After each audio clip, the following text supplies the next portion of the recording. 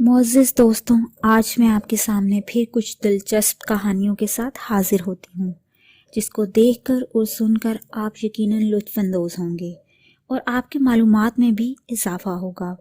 آپ یہ جان جائیں گے کہ دنیا میں اس قسم کے واقعات بھی حقیقت میں رونما ہوتے ہیں جن کو بہت سے لوگ صرف فکشن کا حصہ سمجھتے ہیں۔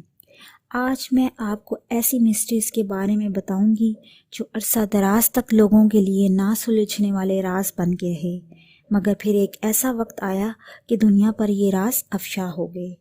سب سے پہلے میں آپ کو بتانے جا رہی ہوں میکسٹے فیملی کے بارے میں۔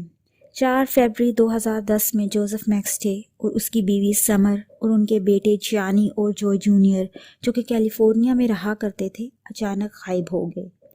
فیملی کے غائب ہونے کے بعد ان کے خاندان والے کافی دیر تک ان کو ڈھونڈنے کی اور ان سے رابطہ کرنے کی کوشش کرتے رہے، مگر پھر تنگ آ کر انہوں نے پولیس سے رابطہ کیا۔ تفتیش کے دوران پولیس نے پتہ لگایا کہ 8 فروری 2010 کو لگ بھگ رات 11 بجے کے قریب جوزف فیملی کی کار سین ڈیاگو کے ایک پارکنگ لاٹ سے ملی، جو میکسیکن بارڈر کے قریب ہی واقع تھا۔ پولیس نے یہ اندازہ لگایا کہ کار شام 5:30 سے 7:30 کے درمیان یہاں لگائی گئی تھی، اور کار یہاں کیسے پہنچی، فیملی کار میں موجود کیوں نہیں تھی، اور آخر وہ اچانک کدھر غائب ہو گئے۔ ان سب سوالات کا جواب پولیس کافی عرصہ تک ڈھونڈ نہ سکی۔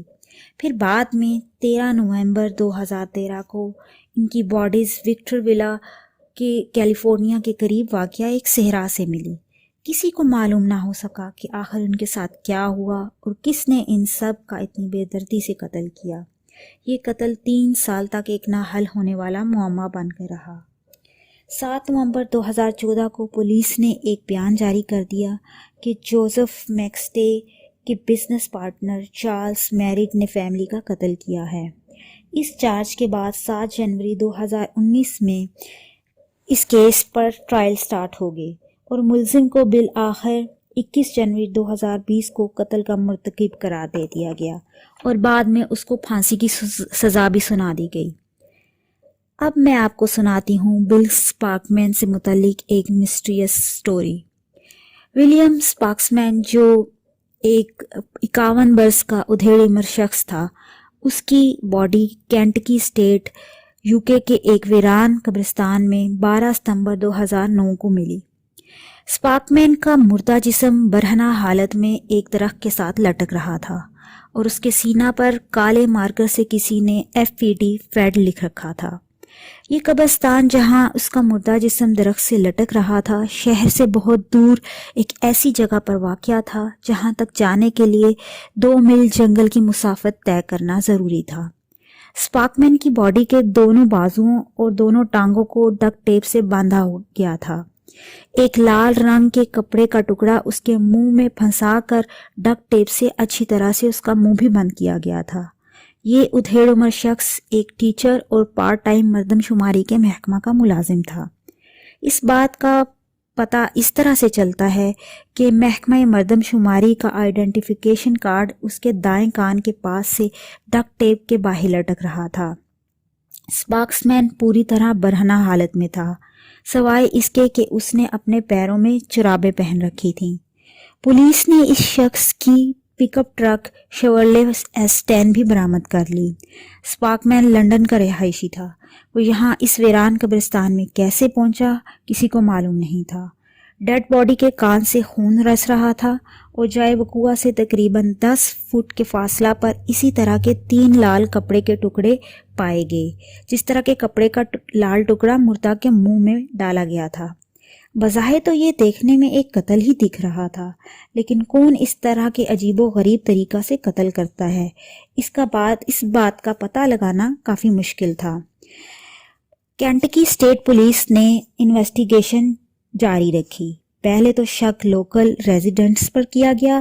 وہاں کا ایک لوکل پولیٹیکل ایکٹیوسٹ کا ایک گروپ ایکارن پولیس کے شک کے دائرہ میں آیا، لیکن بعد میں اس کیس کو سوسائڈ کہہ کر بند کر دیا گیا، کیونکہ سپاکمین ایک کینسر سروائیور تھا جس کو محسوس ہوا کہ اس کا کینسر واپس جڑے پکڑ آیا تو اس نے انشورنس کی رقم جو تقریباً $60,000 تھی وہ حاصل کرنے کے لیے اپنی خودکشی کو ایک ہومیسائیڈ قتل کا رنگ دینے کی کوشش کی تاکہ وہ رقم اس کی فیملی کو جا سکے۔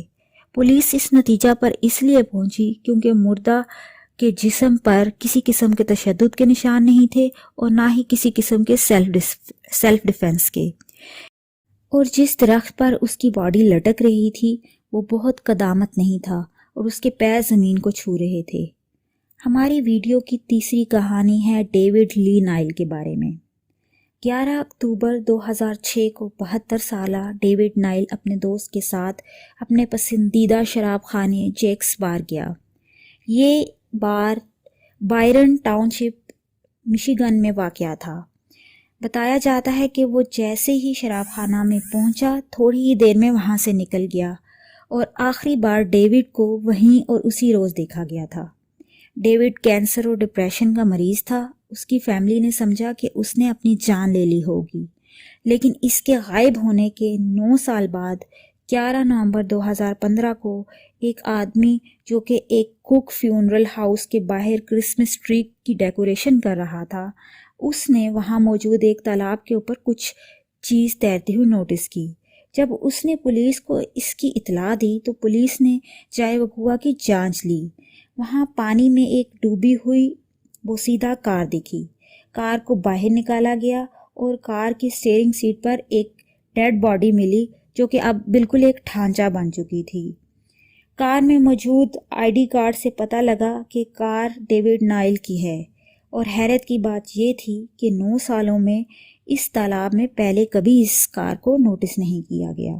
میں آپ کو سنانے جا رہی ہوں ایک لڑکی کی کہانی جس کا نام تھا رائنا موراکن۔ 1999 میں لانگ آئیلینڈ امریکہ میں ایک نئے گھر کے خریدار نے گھر کے باہر ایک دن 55 گیلن کا بڑا ڈرم نوٹس کیا۔ جب ڈرم کو کھولا گیا تو دیکھنے والوں کی روح کانپ گئی۔ ڈرم میں ایک جوان عورت کی بوسیدہ لاش موجود تھی جو کافی پرانی معلوم ہو رہی تھی۔ ایسا معلوم ہوتا تھا کہ کافی عرصہ پہلے کسی نے اس کو قتل کر کے اس میں ڈرم میں بند کر دیا ہو۔ پولیس اور فورینسک ٹیم کی جانچ کے بعد پتہ چلتا ہے کہ یہ لاش 30 سال پرانی ہے، اور جس خاتون کی یہ لاش ہے وہ اس وقت پریگننٹ بھی تھی۔ ڈرم میں پولیس کو کچھ اور چیزیں بھی ملتی ہیں، جیسا کہ ایک ایڈریس بک جس کی مدد سے پولیس کو اس لڑکی کی شناخت کرنے میں مدد ملی۔ لڑکی کا نام رائنا اینجلیکا موراکن تھا جو ایل سیلویڈار سے 1966 میں ہجرت کر کے امریکہ آئی تھی۔ 3 سال کی تفتیش کے بعد پولیس یہ پتہ لگانے میں کامیاب رہی کہ یہ ڈرم ایک مینہٹن میں موجود کمپنی میلروز پلاسٹکس کے استعمال میں رہی تھی، اور خاتون اس کمپنی میں کام کیا کرتی تھی۔ اس کمپنی کے مالک کا نام ہاورڈ ایلکن تھا جو اس گھر کا بھی مالک تھا جہاں سے یہ ڈرم ملا۔ خاتون کی ایک دوست نے بتایا کہ خاتون کا ایلکن سے افیئر چل رہا تھا اور وہ اس سے ہی پریگننٹ ہوئی تھی۔ ایلکنز کو یہ ڈر تھا کہ وہ اس کی بیوی کو اس افیئر کے بارے میں بتا دے گی۔ پتہ چلتا ہے کہ رائنا موراکن غائب ہو گئی ہے۔ کورٹ نے ایلکنز کو خاتون کے پیٹ میں موجود بچے کے ساتھ DNA میچ کروانے کے لیے خود کا DNA ٹیسٹ کروانے کا بھی آرڈر دیا۔ بعد میں 10 ستمبر کو ایلکنز کی خودکشی کی خبر سنائی جاتی ہے کہ DNA ٹیسٹ میں ثابت ہو گیا تھا کہ بچہ اسی کا ہے۔ ایلکنز کی خودکشی نے اس بات کی بھی تقریباً تصدیق کر دی کہ اسی نے مسز موراکن کو قتل کیا تھا۔ ناظرین، اب تک کے لیے اتنا ہی۔ انشاءاللہ جلد میں آپ کے سامنے مزید اچھی دلچسپ ویڈیو کے ساتھ حاضر ہوں گی۔ تب تک کے لیے اللہ حافظ۔